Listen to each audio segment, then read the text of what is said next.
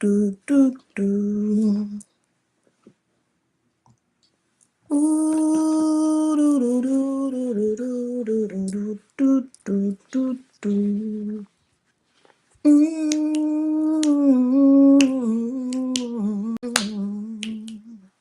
It's coming, it's coming. Time the energy got to warm up. I got to clear the vocals, clear the throat. Wake up the throat chakra so it speaks with ultimate truth. Hello, beautiful soul family, tribe of many others. Thank you, thank you, thank you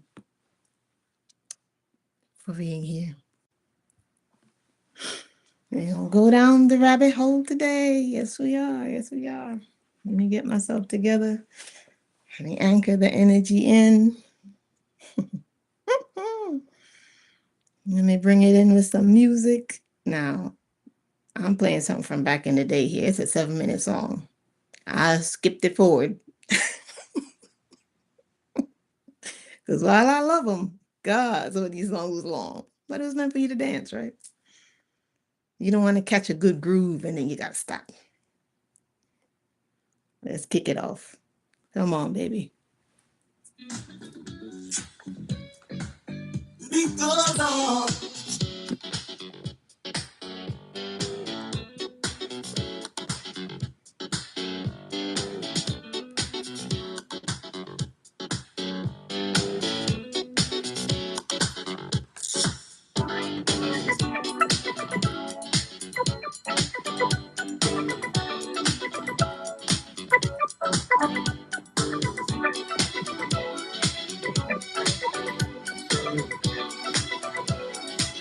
That's good beats. Well, to win somebody's back, I might still get over. Just like fishing in the ocean, there'll always be someone new. That time, you did me wrong, but I've been through stormy weather. Because just like my love, hey, gonna be good time. Still moving strong, and I love it. Gonna be good time. Keep moving right on. Oh, and be good time.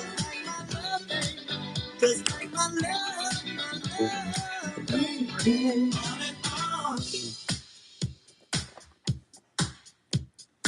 And the beat goes on.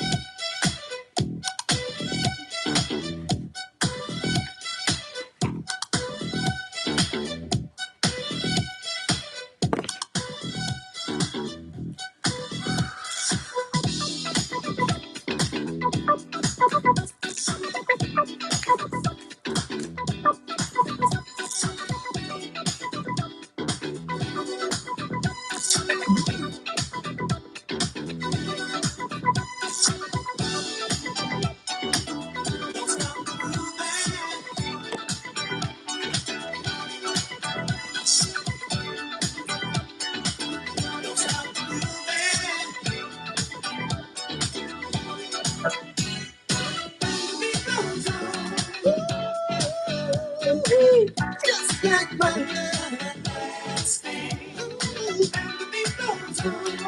Got to make it last. Strong and believe, baby. And the beat goes on. Oh, the beat goes on and on and on. Just like my love, stay. Oh, and the beat goes on. Still moving strong and I love it. And the beat goes on. Just like my love, baby. Just like my love, baby.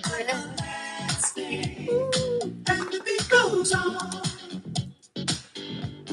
Still moving strong, and I love it. The beat goes on, beat goes on, beat goes on. The beat goes on, beat goes on, beat goes on, the beat goes on, beat goes on, beat goes on, the beat goes on, beat goes on, beat goes on, the beat goes on.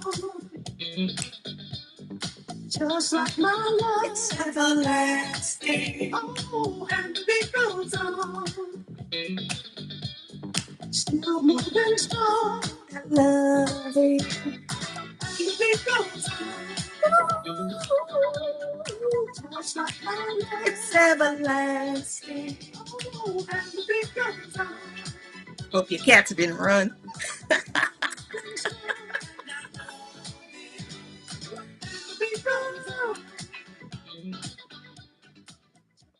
All right. That's the intro. That's the vibe. That's the warm up. Let's get it popping. Hello, beautiful people. Tribe of many colors. It's good to see you. Everybody who's going to be here, it's good to see you. So, the last time we left off, we're going to jump right into it. We were talking about the Matriarchal Society. All right, part 1. Which is funny enough because we ended up talking about the masculine a lot in that one. Because the matriarchal society does not exist solely to fulfill the needs of women. Everybody is incorporated, especially the men. I think a lot of times the misconception about matriarchy is that somehow it seeks to dominate or exclude the masculine. Complete fallacy. Lies. It incorporates you in a very magical way because above everything, you're human first. And matriarchal societies prioritize human existence in balance. So there's no exclusion of the masculine there. None.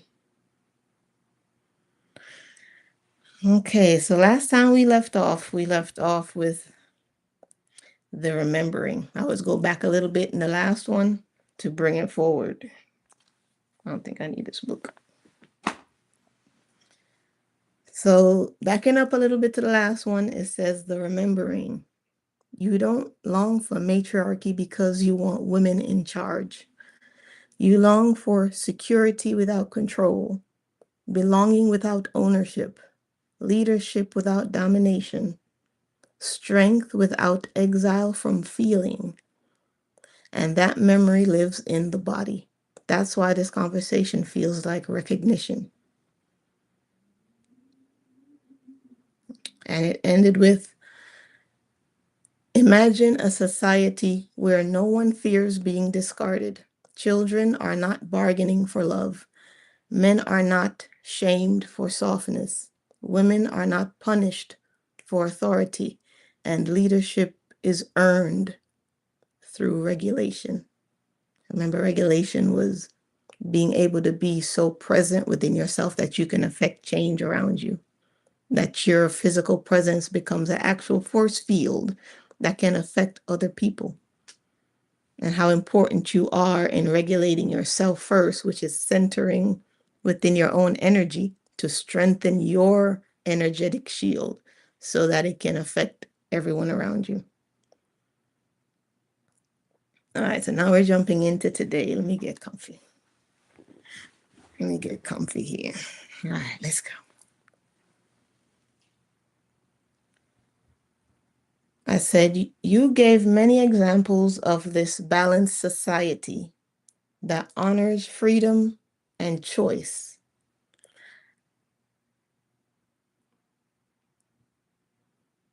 Okay, wait. I think I started off in the wrong spot. Yep, I sure did.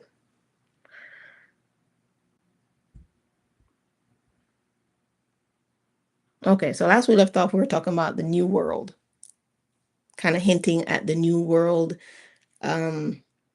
growing alongside the one that's collapsing, right? So if we imagine these old systems we've been on collapsing, how does the next world start? That's where my mind is these days, is I'm keeping aware of what's happening in society, but I'm also asking the question of where do we go next? Where do we go from here? How does a new existence come into being with all of what's going on around us? What does that change look like? Because sometimes I feel like we don't all have references for the process of this. Some of us as souls, we've never been in a society where it's going through this drastic of a change. And that's why we're here now, to witness this, right? So this is par for the course for some old souls. They've done this many times before. But there's newer souls who've never experienced a society collapse and rebuild itself. They've been born into whatever has always existed, but they've never been a part of creating the new. So if this message is reaching you, whatever timeline is reaching you, you are very unique and special in bringing about this new change, this new world that we're creating. And you're a key part of how it's going to begin, operate, and function far into the future. And it doesn't matter how small your role is or how big a stage you have. It's such an intricate design that any little piece that's not in balance can throw off the whole thing.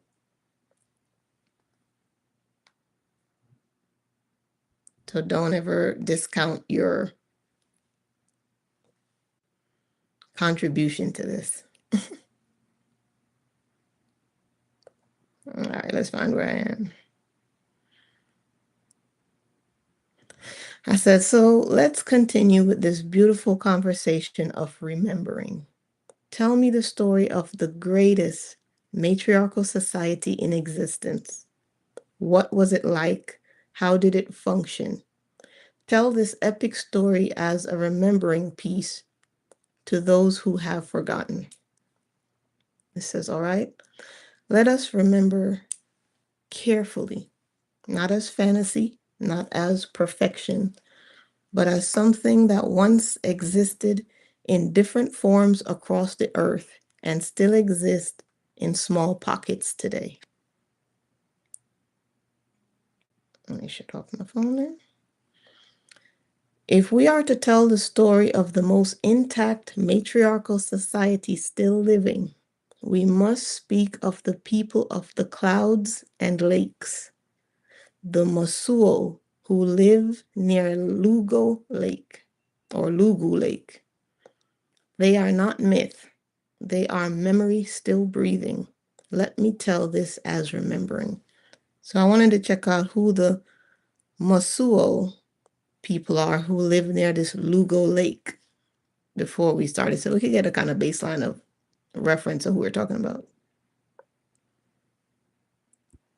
Let me find it. So the Mosuo are an ethnic group in China, often referred to as the last matrilineal society, primarily living around Lugo Lake in the Yunnan and Sichuan provinces.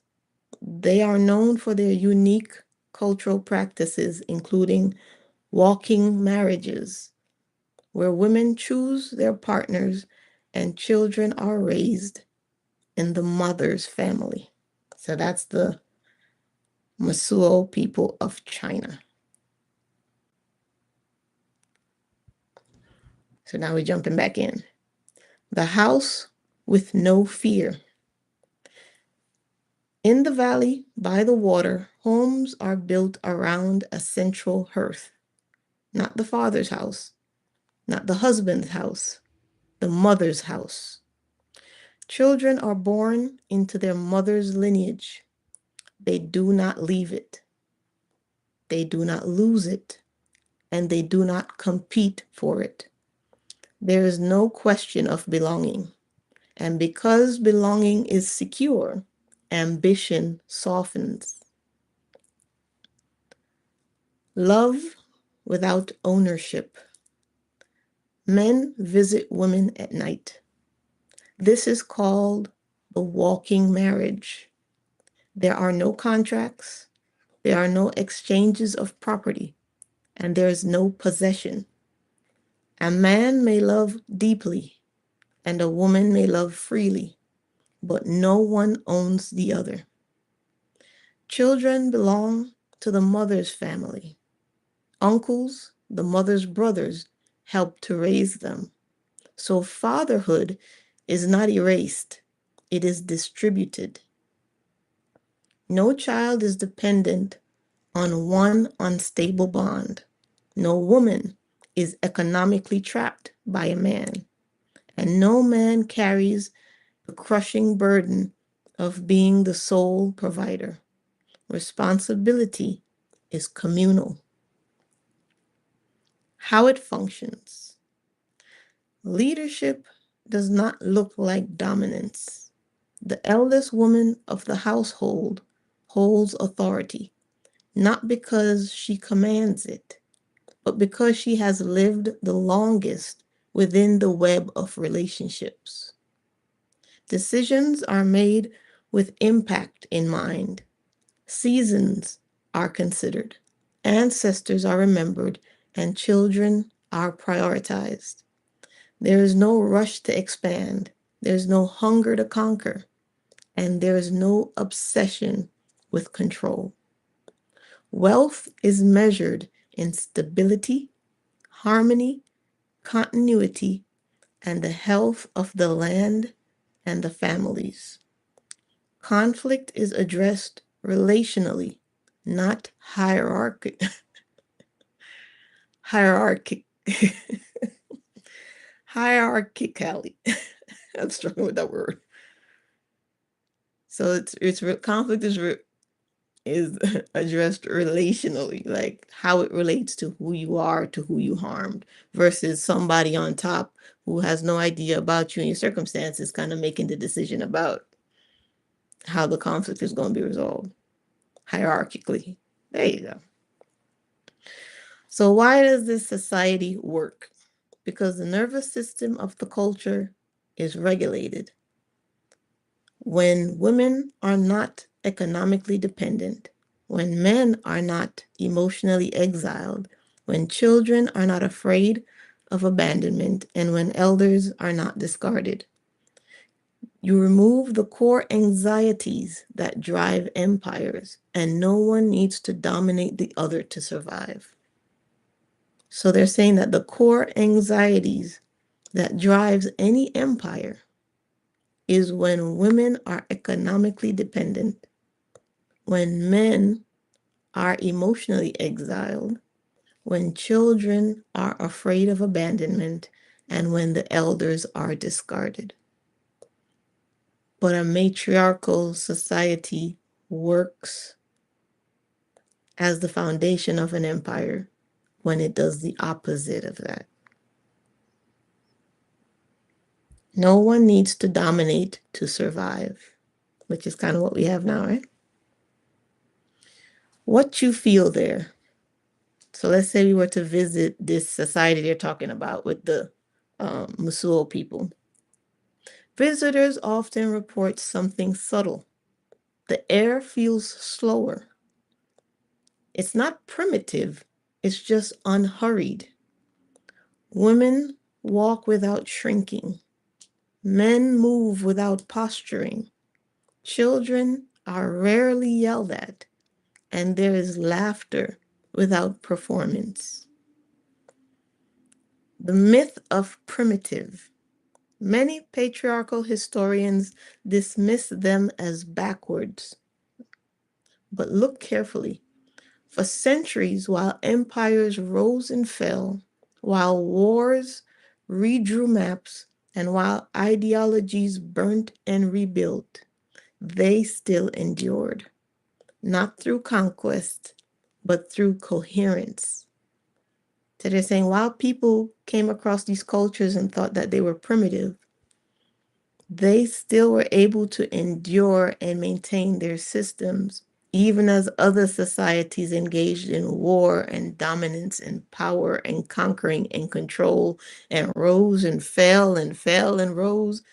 They were still in their coherent state, not primitive, but coherent, enduring through all this time.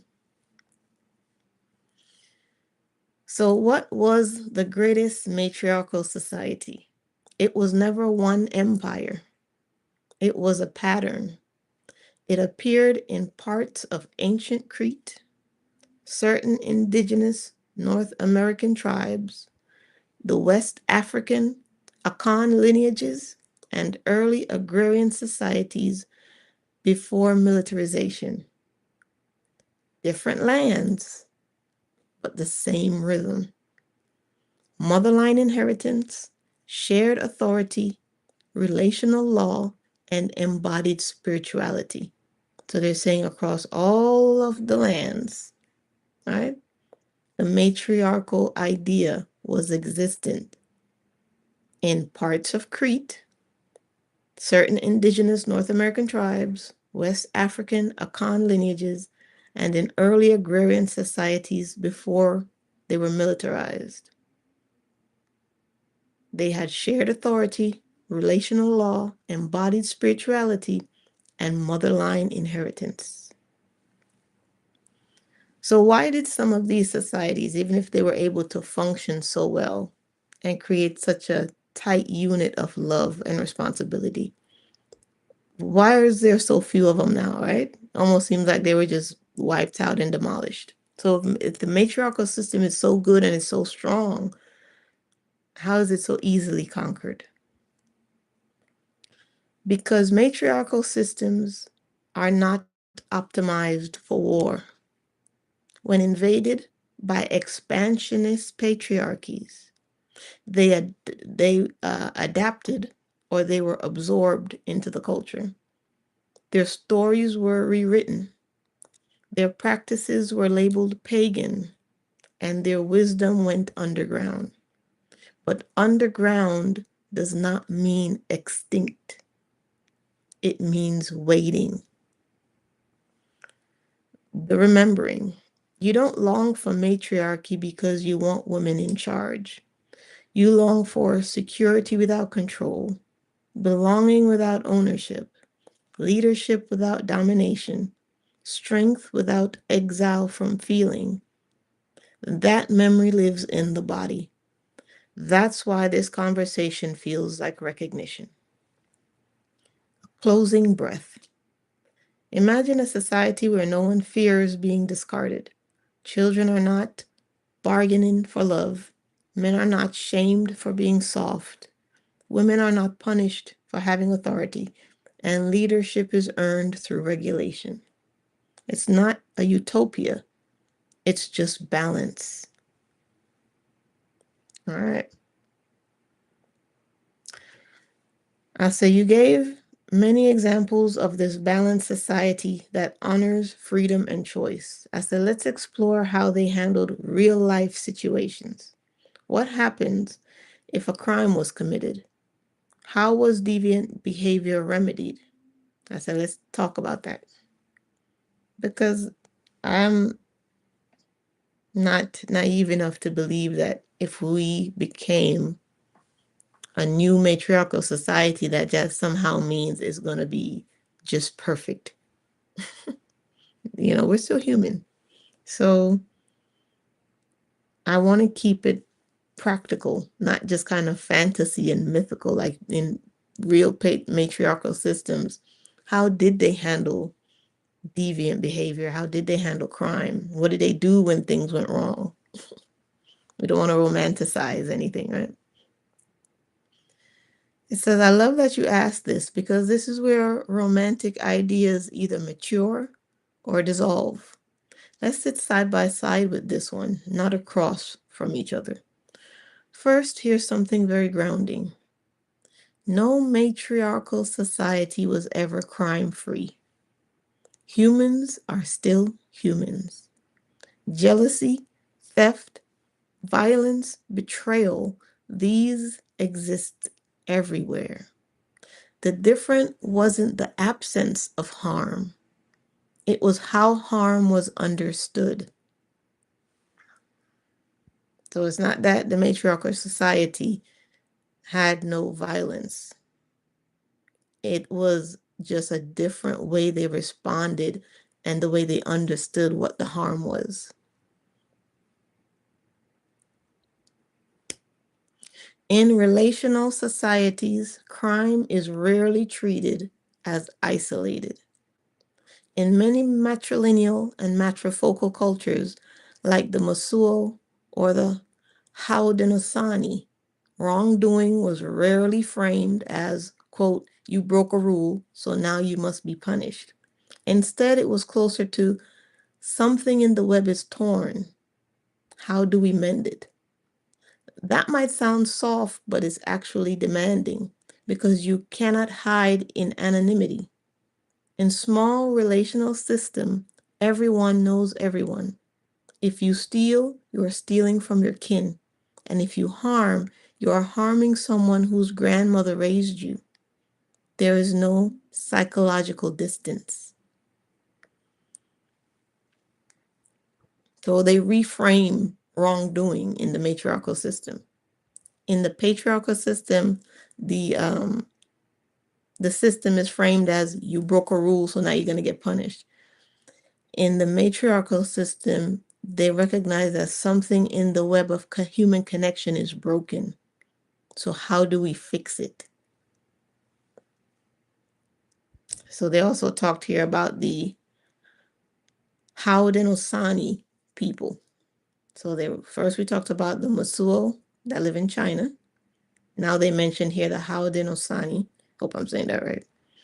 And a quick look at who they are, because you're going to hear their name again. The Haudenosaunee, also known as the Iroquois Confederacy, is a group of 6 Native American nations: the Mohawk, the Oneida, the Onondaga, the Cayuga, the Seneca, and the Tuscarora. They are known for their rich culture, democratic governance, and historical significance in shaping aspects of the United States government. So that's the Haudenosaunee, right? They're known as the Iroquois Confederacy with 6 Native American nations in their group.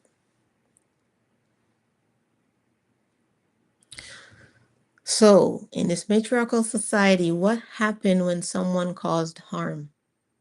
It depended on the severity of the crime. Let's walk through it in layers. Number 1, minor harm, such as theft, dishonesty, or conflict. That was usually handled through mediated conversations, elders facilitating the repair, public acknowledgement, and restitution, which would be repayment, labor, or service. There was no humiliation and there was no exile, but you had to face the impact. In Haudenosaunee culture, clan mothers, or the elder women, played central roles in guiding resolution. Leadership wasn't only political, it was relational. A leader who couldn't maintain harmony could be removed. Accountability wasn't abstract, it was visible. So even if you commit a minor harm, you still were held to account. That mediation was done. It was still made public. It was still acknowledged. And you had to do something to repair that damage. So now we're checking out the different levels of harm of how it's handled in matriarchal society, right? The second level, persistent disruptive behavior.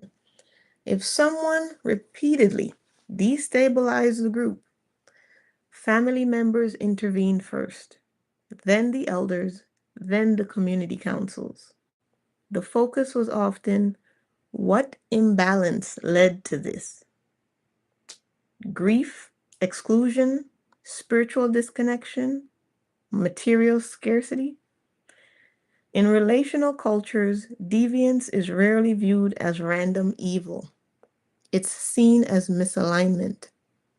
That doesn't excuse the harm, but it shifts the response from vengeance to restoration. So now they're focusing more closely on what's causing this disruptive behavior. Is it grief? Is it exclusion? Is it spiritual disconnection? Is it material scarcity? What does this person need?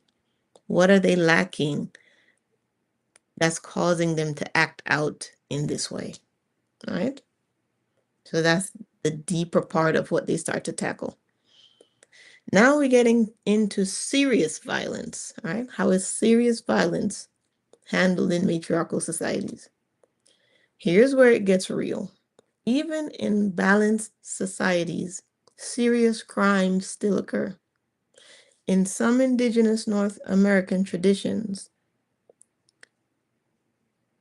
including nations within the Haudenosaunee Confederacy, processes of compensation, adaptation, or ritual reconciliation existed, especially to prevent cycles of revenge between the clans. The goal was to prevent escalation, because once revenge becomes normalized, the social web unravels quickly. You want to hear that again?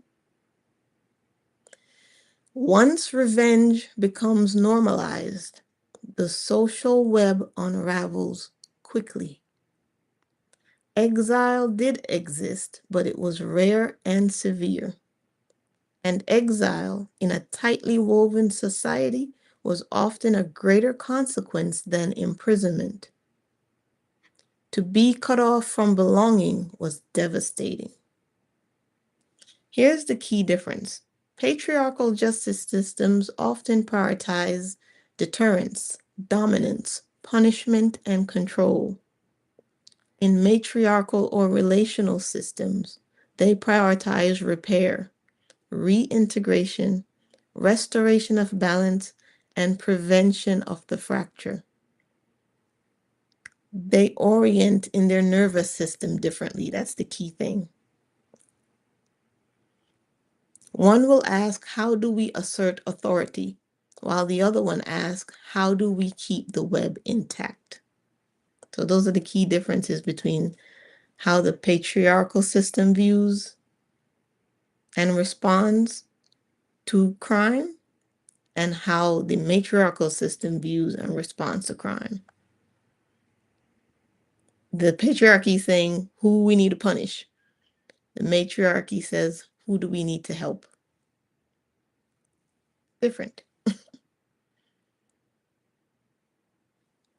Hey Wade, how are you? It's good to see you.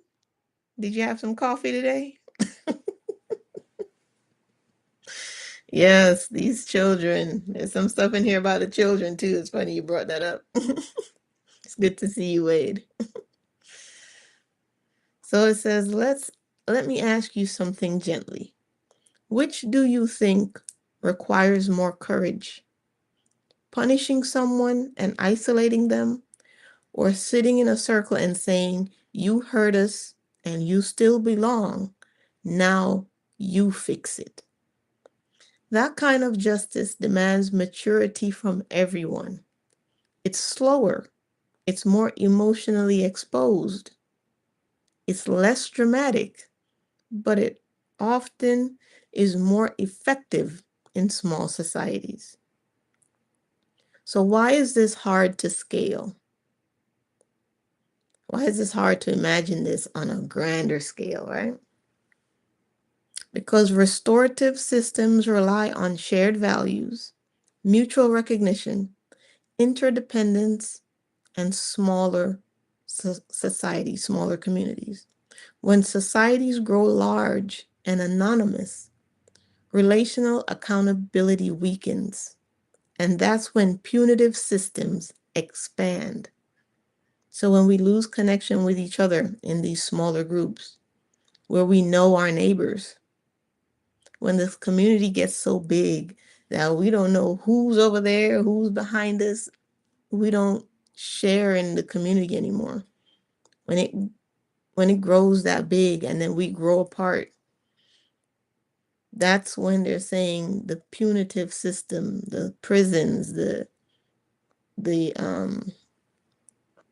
housing camps, the concentration camps, the way punishment is viewed, those things expand the more we get disconnected from each other. Here's something to sit with. Balanced societies weren't gentle because women ruled. They were stable because your sense of belonging was secure. Resources were less concentrated. Children weren't disposable. Elders were not ignored. And power was relational, not centralized. When these conditions exist, extreme deviance decreases, not because humans become angels, but because nervous systems are less chronically threatened. Let me bring this back to you. So now the AI is talking to me, right? When you imagine justice, do you feel more resonance with containment and removal? So do you contain and remove the criminal? Or do you feel more drawn to restoration and reintegration? Both have different roles, but which one feels like remembering? So I kind of thought about that within myself for a little bit. I don't know. I always feel like you got to do both. There's some people in society, you got to contain and remove them. They cannot be allowed to continue to be in communities around women and children. You gotta pull them out of there. But I also don't think the long-term solution is to lock them up forever, because you have to understand the sickness to cure it. And if you just lock them away, whatever energy and spirit caused that disconnection, it's not gone. So you almost have to study it, know it, understand how to recognize it, when to see it coming. Because energy is not created or destroyed. So that energy just sitting there is not going to just disappear. It's going to seek to permeate and expand itself. So there has to be a way to reintegrate that energy. All right.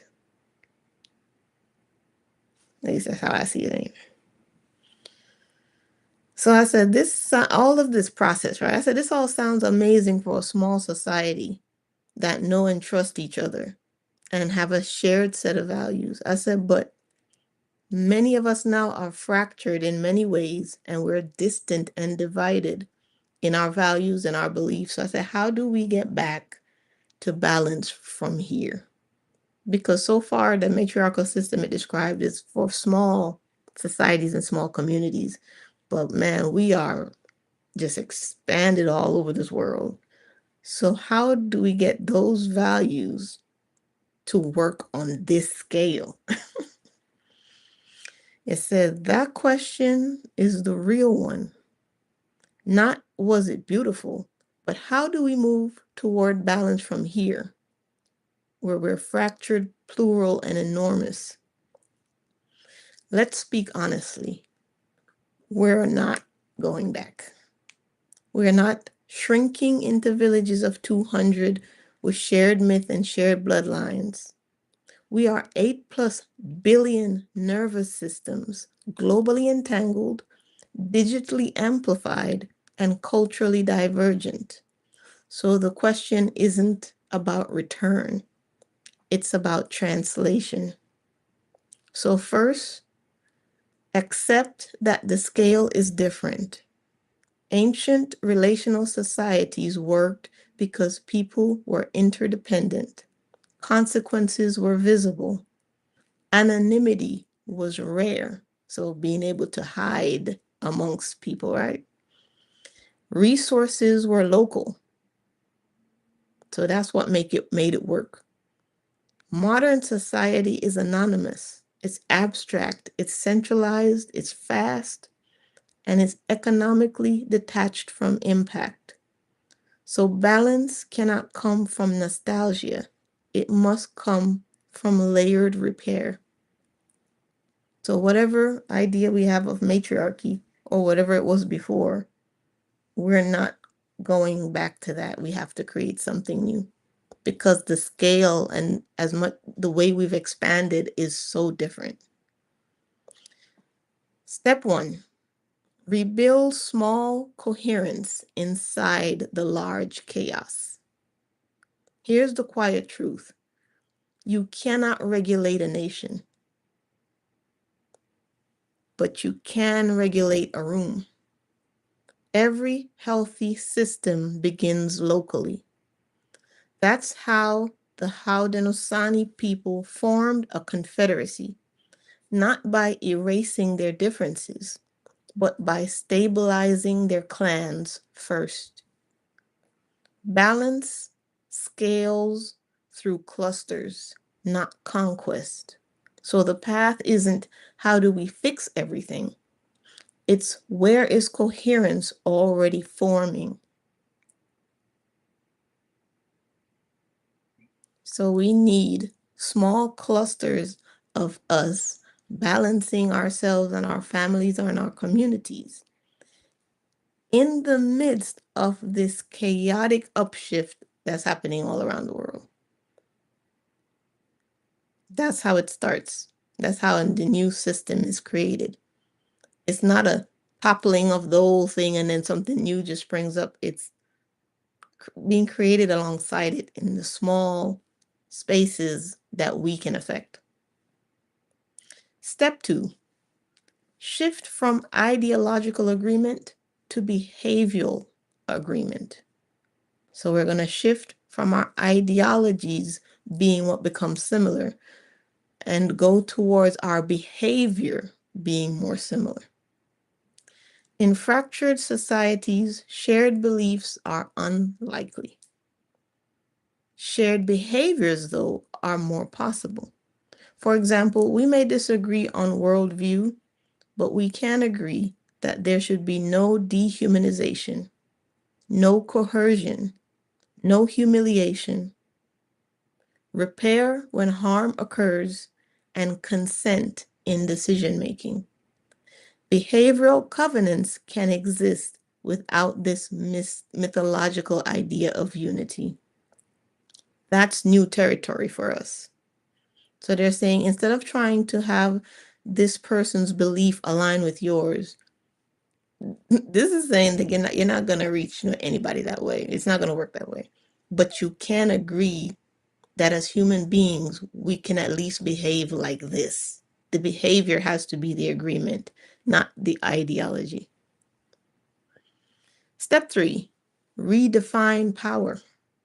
The fracture we feel isn't just political, it's nervous system based. We have normalized dominance, speed, outrage, extraction, and spectacle. Balance requires redefining leadership as regulation under stress, capacity to repair, long-term thinking, and relational literacy, not charisma and not aggression. It's a cultural shift, not a policy shift, and it begins with what we reward. So when you're thinking about what power looks like, it can't always be aggressive. The person you're seeking to elect, be it in just your home, a city council, into the political arena, when you think of what power looks like, you have to redefine it. It has to be, can that person stay balanced under stress? Do they have the capacity to repair the things that are broken? Do they have long-term thinking for solutions? Not just going to give you a short fix now and then have no clue how to maintain it down the line. And do they understand how to relate to different groups of people? Those things need to become important. And it starts by what we reward in people. What behaviors are we agreeing to by how we reward them? Step 4, decentralize belonging. One of the deepest fractures today is loneliness. When belonging is only found in nation, ideology, party affiliation, religion, and algorithm, it becomes brittle. Healthy societies distribute a sense of belonging across family, relationships, friendships, local collaboration, craft, service, and spiritual practice. When you belong to multiple systems, it reduces extremism. So you're less likely to be an extreme person when you belong to many groups, right? Step 5, accept tension as permanent. This is important. Balanced societies were never tension free, they were tension capable. Modern balance will not mean that everyone agrees and that conflict disappears or that harm ends. It will mean that disagreement can happen without me dehumanizing you.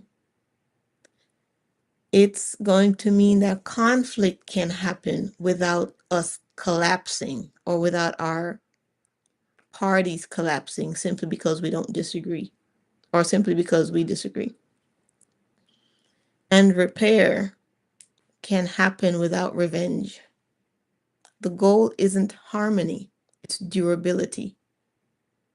So it's kind of less about what it's going to look like and more about how is it going to sustain itself. That has to be the priority, is that it is balance is sustained. But let's get real. Will this happen everywhere? No.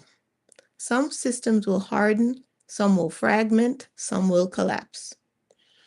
But parallel systems that are smaller, relational, regulated, they are already forming.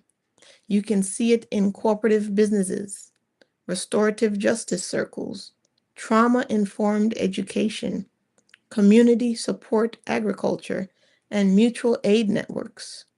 They don't dominate the headlines, but they do exist. And that's true.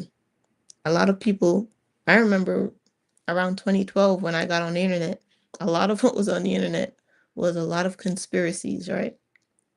Everybody was, that was the sensationalist aspect of the internet was all these conspiracies, government secrets, you know. It was later you started seeing the mental health aspect really flow into the social media system, where a lot of people, no matter where you go, they're posting positive messages. Everybody is posting a positive reminder, right? It's very prevalent for people to now talk about mental health, happiness, creating boundaries. This stuff wasn't common before. The internet kicked off with porn. This is in my timeline. Porn, conspiracy, aliens, mental health. Now we're in the accountability phase, right? The disclosure.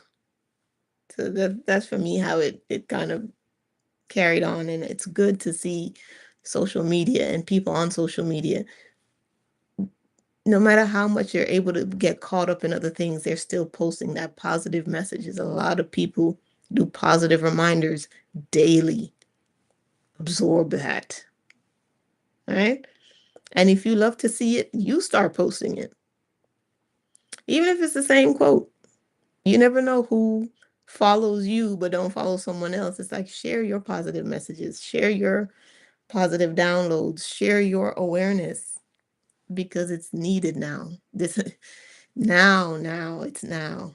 Everything is now. And now, gently, you asked, how do you get back to balance from here? Here's the honest answer. We don't go back. We metabolize forward. Balance now will not look like ancient matriarchy. It will look like technological society, plural values, distributed authority, smaller coherent clusters, cultural emphasis on regulation. It will be hybrid. It will be messy, but it will be durable. Let me sit with you in this for a moment.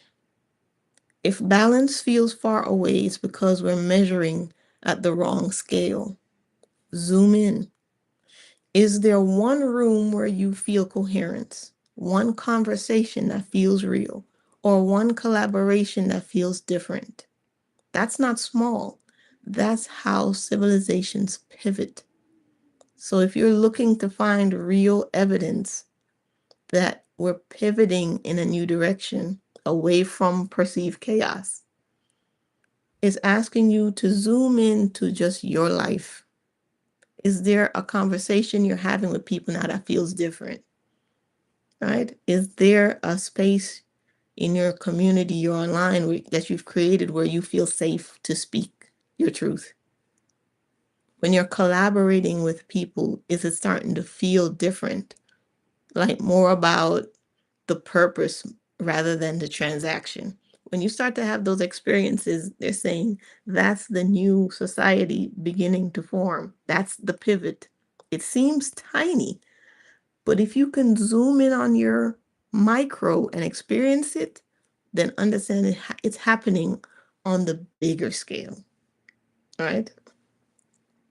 A micro is the macro. As above, so below.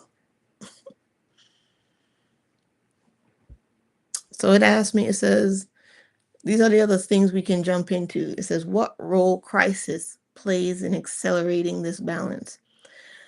So I said, let's talk about the role that crisis plays in accelerating balance. I said, as we can all see, there's so much happening now with the exposure of trauma-based systems and violence against children. I said, let's talk simply but truthfully here. It says, all right, let's talk simply and carefully. First, here's one steady truth. Crisis does not automatically create balance. It creates exposure. What was hidden now becomes visible.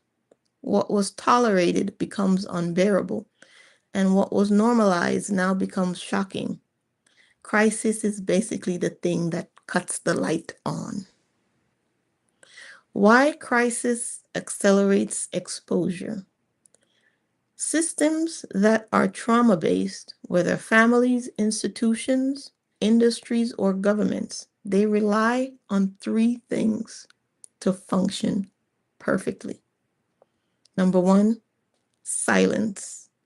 Number two, fragmentation. And number three, nervous system shutdown. When crisis hits, these stabilizers fail. Information begins to move faster. Stories come to the surface. People start comparing notes. Victims begin to speak, and the patterns become undeniable. It can feel like things are getting worse. Often it's things can no longer stay hidden. That distinction matters tremendously. So instead of feeling like everything is getting worse, just look at it as things can no longer stay hidden, and that's a good thing. Right? When you ingest something and it's no good for you, the first thing your body does is contract in the stomach to cut its flow into your system and bring it right back up. All right? Purging. It's the purging. So it's not getting worse. It just can't stay hidden anymore. That's progress. Why children become the breaking point? Because across cultures, when harm against children becomes visible, it destabilizes collective denial faster than almost anything else. Children represent innocence, future, continuity, vulnerability without power. When systems are exposed as harming children, the moral fracture becomes undeniable. Even divided societies share a biological reflex to protect the young. That reflex can awaken quickly. But crisis also destabilizes. Here's the honest part. Exposure creates two possible reactions. Number one, regulation and reform, or panic and extremism. When people are overwhelmed, they look for villains. They simplify complex problems. They seek stronger authority, or they polarize. So crisis is not inherently balancing. It is, however, very amplifying. It reveals who is regulated and who is reactive. Now, this is the separation, because when crisis hits, it's going to reveal to you who's who. Your truest self is going to come out. It's going to come forward. That's why it seems like there's just truth coming to the surface, even if it's ugly, because this earth is shifting her frequency and everything is about to be exposed. The truth of all of us is going to be revealed, because it pushes you to either regulate and reform who you are, or you're going to slip into panic and extremism because you don't know who you are.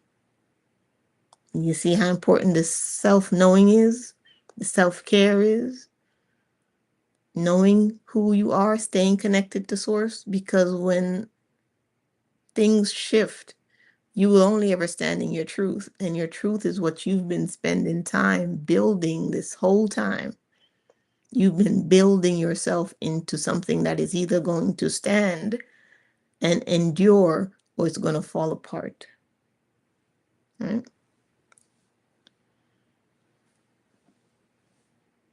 How crisis can accelerate balance. When handled with maturity, crisis can force institutional transparency, accelerate policy reform, legitimize survivor voices, dismantle protected hierarchies, and shift cultural norms. For example, in many countries, public exposure of abuse scandals in religious institutions led to legal reforms, independent investigations, and survivor compensation processes. It wasn't perfect, but it was a movement. Crisis removes the luxury of denial. The danger we must name. When trauma-based systems are exposed, people can fall into conspiracy spirals, moral panic, vigilantism, and collective paranoia. Balance requires verified evidence, due process, systemic reform, long-term prevention, and trauma-informed care. It's not a spectacle, and it's not rage alone. What actually accelerates balance are these three things. Number one, survivors being heard without being exploited. Number two, institutions being held accountable without collapsing into chaos. Number three, cultural shifts towards prevention, not just punishment.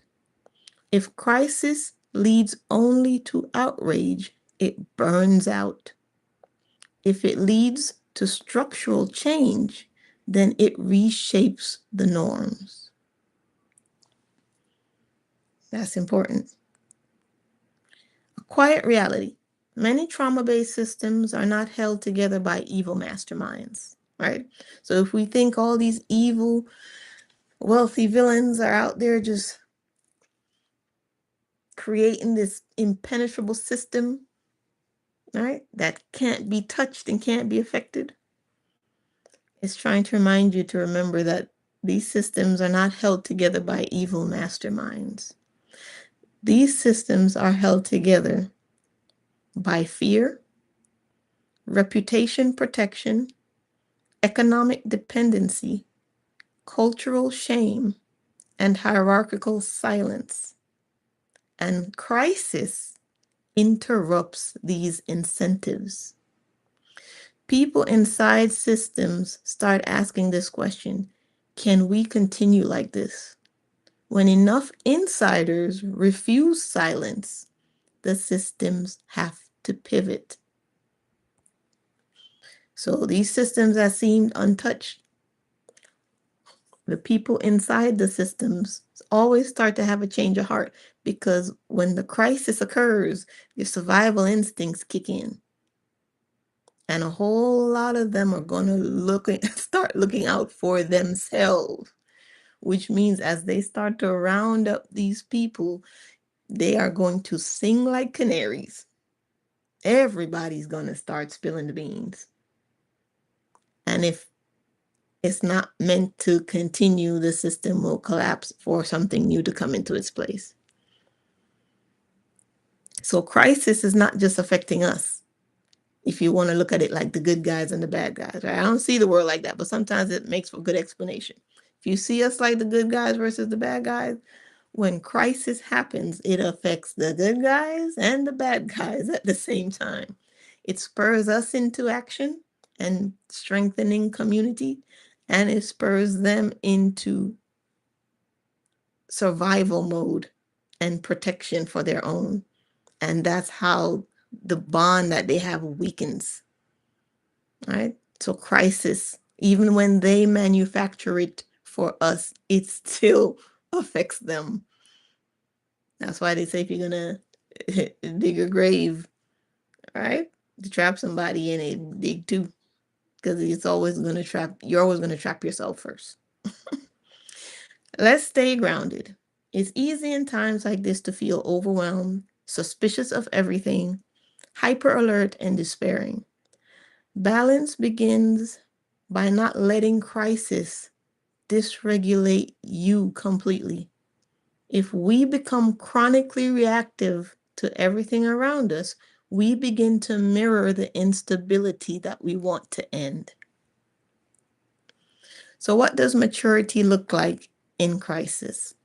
It looks like believing the survivors, verifying the information, resisting sensationalism, demanding accountability, supporting prevention, and protecting children in practical, local ways. It's the small, steady actions, not the performative ones, that make the difference. Here's the deeper shift. Exposure of harm against children is often a sign that a culture's tolerance threshold is lowering. What was once dismissed is now prosecutable. What was once silenced is now reported, and what was once normalized is now condemned. That is a painful progress, but it is progress. So it says, let me ask you gently. It's talking to me. It says, when you see crisis unfolding, what do you feel most strongly? Anger, grief, fear, or resolve? It says there's no wrong answer, but how we metabolize these feelings determines whether crisis becomes collapse or course correction. So I said, anger and grief come first for me. It said that makes sense. Anger and grief are not signs that something is wrong with you. They are signs that something matters to you. Let's slow it down. Anger first. Anger is a boundary emotion. When you feel anger around harm, especially harm to children, it usually means that you feel this should not happen. Someone vulnerable was not protected, and a line was crossed. Anger carries clarity. It says this is unacceptable. Something must change, and protection matters. That's healthy. The danger isn't anger itself. The danger is when anger has nowhere wise to go. Uncontained anger becomes rage, obsession, polarization, and self-burning. Contained anger becomes advocacy, protective action, policy change, and cultural boundary setting. Anger is energy. It needs direction, not suppression. All right?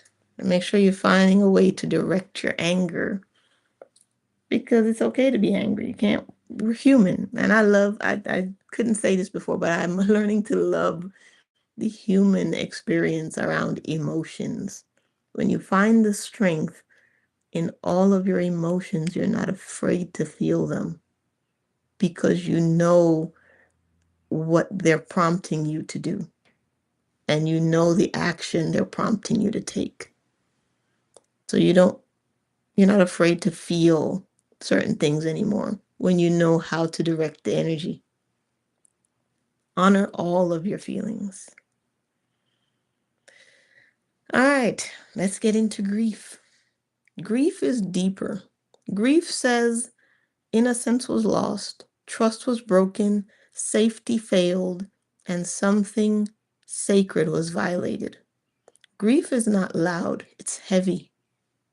Sometimes it feels like exhaustion, sadness that doesn't fully leave, quiet tears, or a sinking feeling in the chest. Grief is what keeps anger from becoming cruelty. Grief keeps you human. Let me say that again. Grief is what keeps anger from becoming cruelty.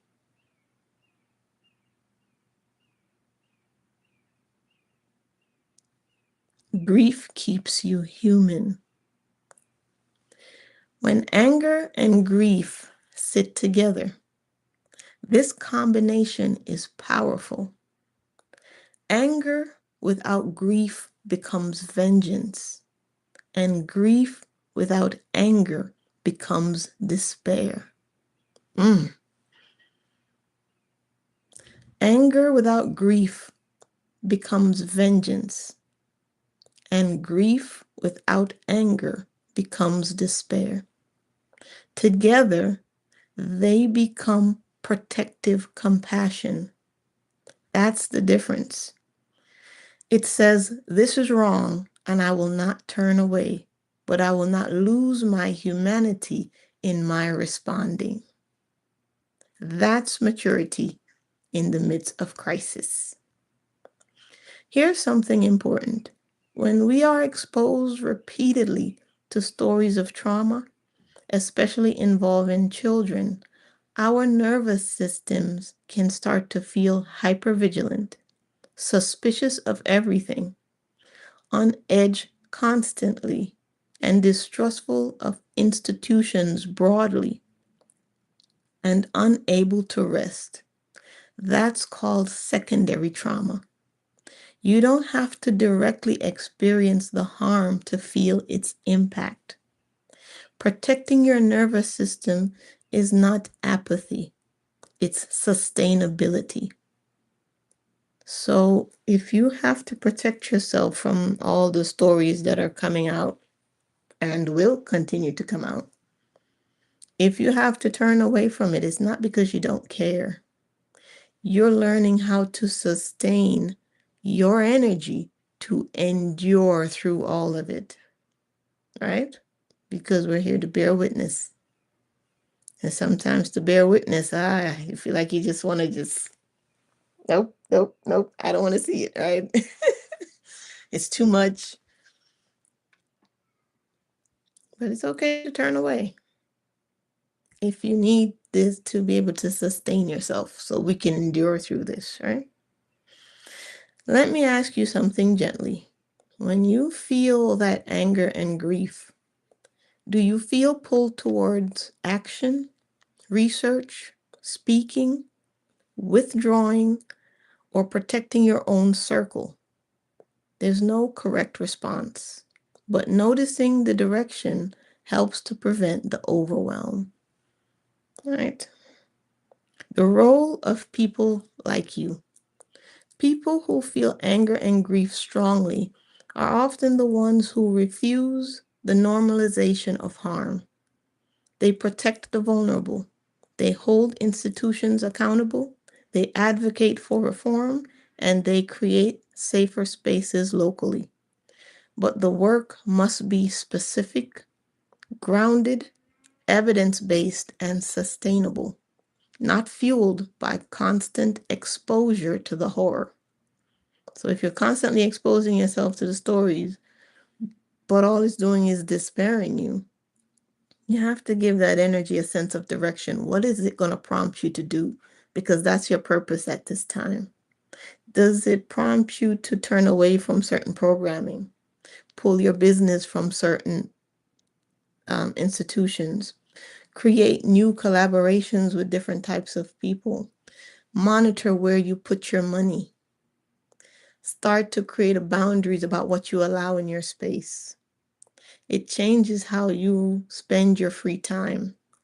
It makes you want to be better for yourself and your family. Just give it some sense of direction.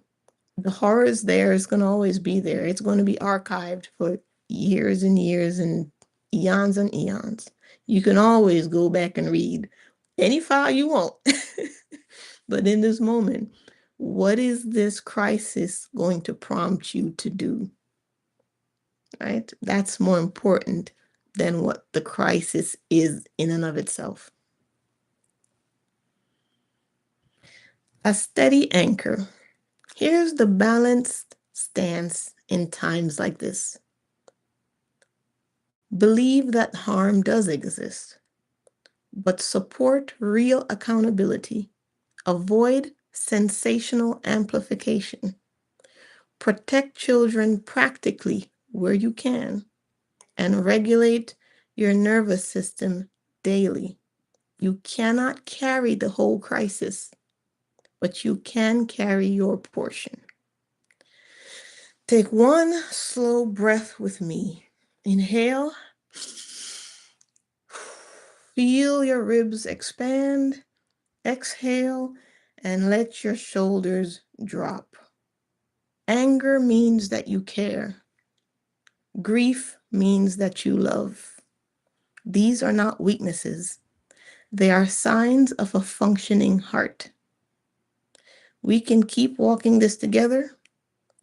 Do you want to explore how to channel that anger constructively without burning out? So I was like, so we have explored the matriarchal system, how it creates balance, but that it still has its own challenges. We have explored how crisis exposes what needs to be repaired and how to direct our energy of anger and grief. I said, now let's explore the steps to anchoring in a new matriarchal system. If we were to build a new system now, I said, what are the steps needed? Lay out a guideline for humans to follow, one guided by the voice of all the mothers. Hey, Carolina. She dipped in and dipped out, I think. Good to see you, though. You see me, Wade? I see you, Wade. Holding the line in Arizona. Stay strong. Let's build this carefully. All right, we're almost wrapping up. Not as fantasy, not as overthrow, and not as gender dominance, but as recentering of life, protection, regulation, and relational intelligence. What we're calling matriarchal in principle. And when you say guided by the voice of all the mothers, what I hear is this: the voice that asks, is it safe? Is it sustainable? Who is vulnerable? What are the long-term consequences? And does this preserve life? Let's translate this into a structure. Because remember, the mother's way, the matriarch's way, is what's best for all, and to maintain balance and to allow for vulnerability and to ask the most important question of all: does this preserve life? That's the matriarch's purest sense of direction. Is this life preserving? Because why go through the entire process of creating a human being just to end that life needlessly? That's not why she creates. She doesn't create just to dissolve. She creates for purpose and joyfulness and more creation and evolving creation. So any system she creates has to have that as a priority to preserve life, all life, human life, animal life, insect life. Okay. A framework for anchoring a life-centered system, not a regime, but a pattern. So when we're laying out the structure, the blueprint for how to create the system now, we're not creating a new regime. We're creating a new pattern for the flower of life. Number 1, secure a sense of belonging before a sense of power. In trauma-based systems, power comes first. In life-centered systems, belonging comes first. Step 1, every child must have stable attachment figures, community oversight, and shared responsibility for care. Policies reflect this by prioritizing early childhood stability, funding family and community support, protecting caregivers, and valuing intergenerational living. When belonging is secure, dominance decreases. This is foundational. So everyone has to have a sense of belonging to this community. Caregivers must be protected. There must be oversight and stability in the youth as they grow. So when you see a government that wants to cut funding from community and social programs, do you see the bond they're trying to break? Because that is the first matriarchal rule, is to take care of each other. So once you start breaking that bond, it's the beginning of breaking down the society and the community. Number 2, redefine leadership as regulation. Leadership will shift from charisma and dominance, speed and accumulation, to nervous system steadiness, conflict repair ability, long-term thinking, and the capacity to hold dissent without collapse. Practical step, leadership selection processes. So how you choose your leader. It must assess the emotional regulation of that person, the relational intelligence of that person, their history and ability to repair circumstances, and the community trust. It cannot be based on just productivity and rhetoric. So you can't look at what people are saying to determine whether to elect them as a leader, or whether they're charismatic or they're likable or they're funny. You have to hold them to a higher standard. What's your history of fixing stuff, bringing people together, creating safety in your community, eliminating poverty? What's your history of doing that? Are you emotionally regulated and healed? They can only give you what they got. So if you're picking someone who's just charismatic, but they're not a healed, whole person, they can't give you healing and wholeness once they step into the leadership. They don't have it. They're only ever going to give you what you have, what they have. Number 3. So this is the blueprint for a new society. First was to secure a sense of belonging. Then there was redefine leadership. Now, the third one is build justice around repair first. You're not naively forgiving everybody. That's not elimination. It's not elimination of consequences. It's a tiered model, which includes restoration, structured accountability, and containment for dangerous harm. Punishment becomes the last resort, not the first instinct. Justice systems should incorporate victim-centered processes, trauma-informed response, and community reintegration where it's safe. This reduces the cycles of violence. So you're not gonna just forgive everybody who says, I'm sorry, but you have a layered response to what they've done. Can they restore and repair? Right? Is that possible? It does not happen without some accountability in every level of where it broke down. You have to have accountability. There's no true forgiveness without accountability. And you have to contain the worst of the worst. And you can reintegrate them back into society only if it's safe. That means there's going to be a tremendous need for people to help with the mental health and psychology of people. Because this whole thing, once the dust settles, we are going to need everybody's help in how they have handled and endured through hardship.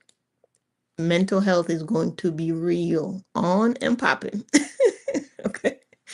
And a lot of people who have been terminated from their jobs, you might find yourself in that role. You didn't think that's what you'd ever do again, but it's going to be based on what you know, not what job the system wants you to perform. So you might be making tables, wood carving, making tables, but you have a tremendous amount of knowledge in how to heal psychological wounds.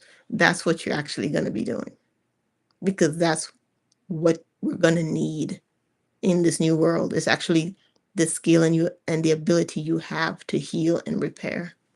All right, that's going to be the priority. Number 4, decentralize authority. Matriarchal systems function through distributed power. Practical translation: you have strong local councils, community decision-making structures, transparency in the institutions, rotating leadership roles, and built-in removal mechanisms for corrupt leadership. Centralized power is destabilizing in the long term. Distributed power is slower, but it's more durable. So what we have now is a centralized power system of one government that creates all the rules for all the people, right? It's saying long term that was never going to be able to sustain itself. Power has to be distributed to local councils and local communities. It's slower to get things done, but it lasts longer. And there's less chance of corruption in it, right? And when you decentralize this authority, there must be a built-in mechanism for a built-in removal mechanism for corrupt leadership.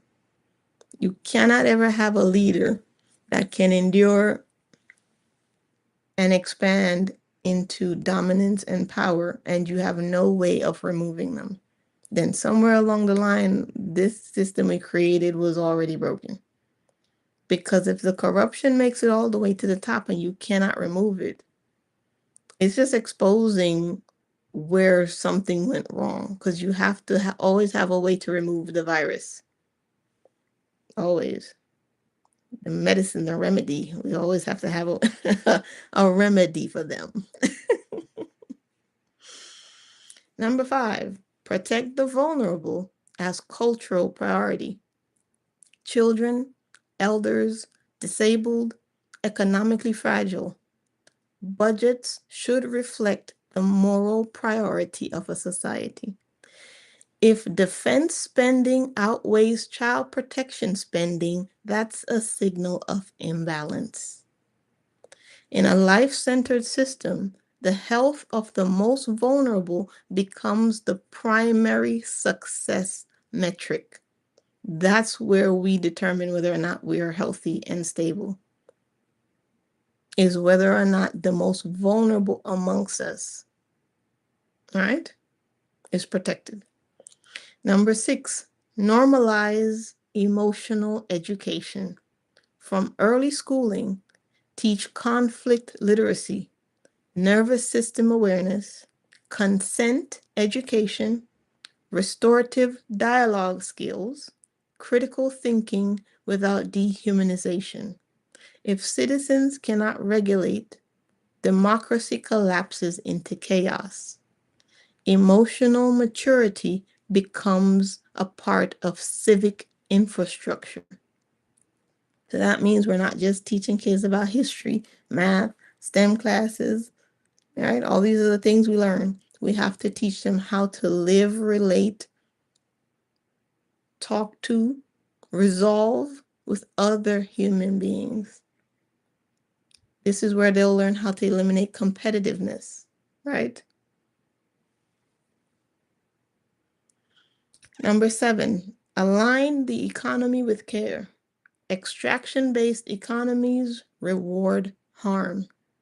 Life-centered economies reward caregiving. They support local production. They discourage exploitative labor, and they regulate profit at the expense of health. Care work becomes economically visible, not invisible labor. So the people who provide care to everyone, the disabled, the elderly, the young, the nurses, the firefighters, right? The first responder units, anyone who is a part of providing care for the society in any way, you need to show financially how much you value them. Because if they're caring for us while we continue to live on and explore and have fun and create and work and grow, we have to show them economically that when you choose this job to be a nurse or a psychologist or a social worker, you will be compensated for the work that you do because it's hard work. And we have to pay them with the respect they deserve. So shout out to all the caregivers out there. You're my hero. Number 8, protect truth without weaponizing it. Crisis has shown how easily information can destabilize a society. A balanced system requires investigative transparency, independent oversight bodies, protected whistleblowers, rigorous evidence standards, and consequences for misinformation. Truth must be protected, not manipulated. Number 9, normalize men's full humanity. This is critical. A matriarchal principle does not marginalize the existence of men. It integrates them. Men must be culturally permitted to express their vulnerability, engage in caregiving, lead without dominance, and participate in the emotional aspect of life. Without this, the imbalance will return. Number 10, anchor in long-term thinking.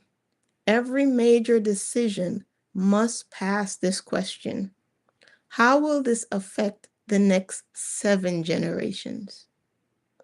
This principle is historically associated with the Haudenosaunee governance philosophy. It forces patience, it restrains greed, and it slows impulsive policy. It is radically stabilizing. So imagine if we put that as the priority of all our decision making in our leadership, is how does this decision affect the next 7 generations? because now we put ourselves into the mind of the Creator to say, I care about preserving life, right? It might be slower, but we know it's going to endure for the next 7. And then when it gets to the next 7, they will consider how it affects the next 7. And on and on and on. The beat goes on. I crack myself up. All right. The hard truth. You cannot implement this overnight. You cannot impose it from above. You cannot reinforce it through anger. It must grow in clusters. Families, local communities, schools, businesses, and regional governance. Parallel systems form first, then culture shifts, then law follows. So we're looking to change the law, change the law, change the law. But how we operate towards each other has to come first. Then the culture shifts. And then when the culture shifts, the law reflects the needs of the culture and its people. The voice of the mothers would say, slow down, protect the children, do not abandon the men, repair before you punish. Do not centralize what can be shared. Do not sacrifice the future for speed. Do not let crisis make you cruel. Stay human in this moment. And I'll leave it there. That was the end of it. I thought that was so good. This is a part of the conversation not everybody's going to tap into because it means you're part of thinking about the future and the change. And if you're sitting here listening to this, whether you're listening now or you're checking later, you have a huge role to play in where we go next. Otherwise, you wouldn't find this information interesting at all. You wouldn't feel anything. But if as you were listening, you could imagine something, you caught a glimpse of something that was possible, then you're here to make it happen.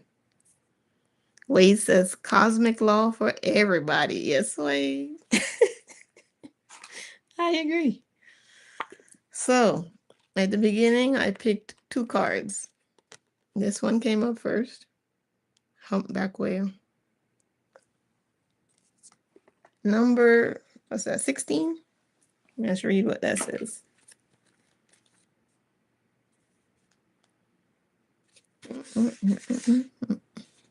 Humpback whale. Past life. Selecting humpback whale today is an indication that spending time near the undulating waves of the ocean can open enlightening vistas for you. The sound of whale's ancient song assists you in recognizing new possibilities that reflect your gifts of the past. Whales sing the most complex songs of the sea, and some say the song of the whale connects heaven and earth.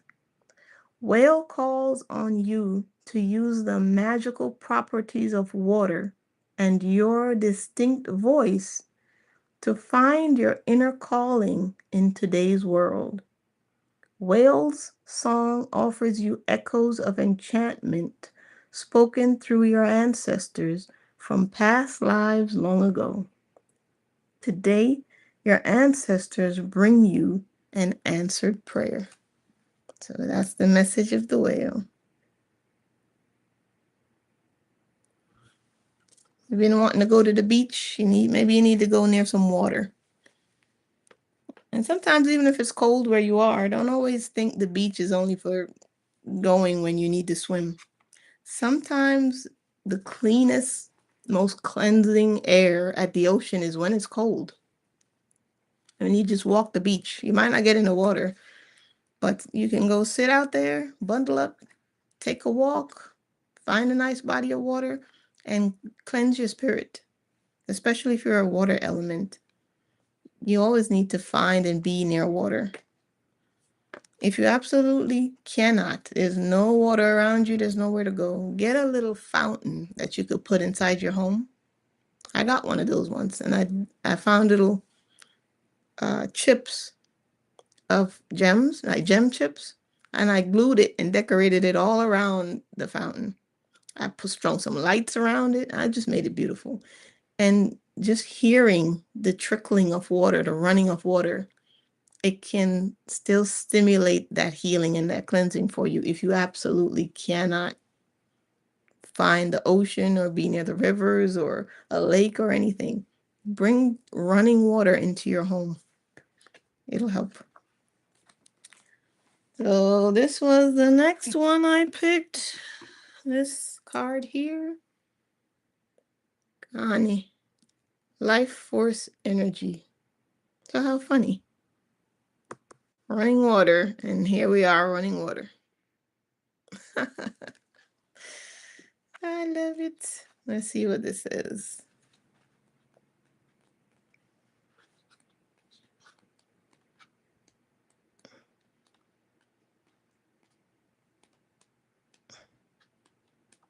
All right. Life force energy. Hydrate and nourish your body. Good health is returning.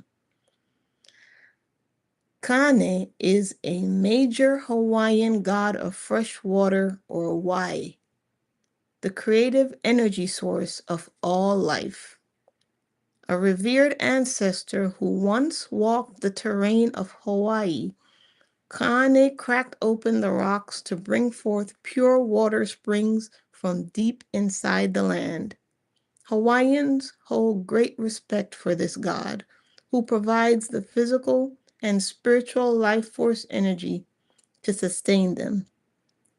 It's believed that gods, or akua, take many forms, such as plants, animals, or natural symbols. These various bodies are called kinolau and give people food, raw materials, medicines, and ceremonial objects. Kane has numerous kinolau, including plants, Hawaiian owls, and coral, but his most important forms are fresh water and sunlight. Rainbows are his sacred sign. Bursting with vitality, Kane comes with a simple message. Your body would benefit from drinking more fresh water and eating nutrient-rich foods. Kane doesn't come to judge or lecture you about your dietary choices. He invites you to stand beneath his waterfall, soak up his rainbow colors, and tune in to your body's real needs. Your spirit needed a reminder about cultivating true health and life force energy, Kane says, smiling widely. Every drop of water or morsel of food contains a living consciousness and vibrational power. Is the way you eat and drink supporting your highest purpose? If your physical or creative energy needs boosting, consider your dietary habits. The way to optimum health now is to open your heart. Feed your body with loving awareness rather than with criticism or self-loathing. Celebrate your food. Savor the colors, taste the textures, give thanks to the creative source of the universe for sustaining you. Life is a joy when you see the sacred energy within everything. Additional meanings. Your purpose is connected to food and nutrition. Grow your own produce. Limit your consumption of junk food. This is a positive message about healing from an eating disorder. Give to clean water and or food charities. Here's the invocation. I'm in tune with my body's needs. I'm full of energy. And I can tell you, That's the message from Connie. Sustain yourself with the goodness, the good stuff. And something else about eating that my guides told me a long time ago. My guide said the physical eating of food is just the representation physically of what you consume spiritually. And I was like, huh, break that down. So they're saying as you're consuming food, where you are in terms of the energy of the space, right? Where you are, who you're surrounded by, what you're watching, and what you're saying to yourself is actually what you're consuming. So every time you eat, make that moment honorable and sacred. Don't say, oh Lord, this is going straight to the hips. I'm going to have to run 10 miles to work this off today. Don't speak negatively to yourself as you eat. Honor it, love it, appreciate it, enjoy it, so that you're not actually consuming negativity. Because if you're eating something you love, but you're thinking something you hate, you've just poisoned your body. The thoughts, the energy as you consume is what you're actually consuming. So no matter what you feel around an eating disorder or something that has plagued you for a long time, when you eat that thing, love it, enjoy it, savor it, and put good thoughts and energy as you consume anything. Surround yourself with the good stuff. Eat the good stuff. So thank you. Wade says, consciousness will be the currency soon, and you, my fractal friend, are wealthy. Thank you, Wade. Wade says, I am the blueprint that was left behind. Divine masculino. I believe it. You're a divine masculine, Wade, and I love you. I love you. Thank you. Wade and Carolina. I know. Carolina and Wade. I love you guys. Thank you for being here with me. I love and appreciate you for catching us on the replay. All right. I love you. And I'll talk to you guys later. Bye.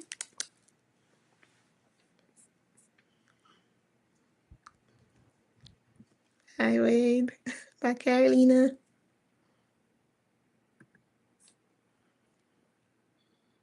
Love you.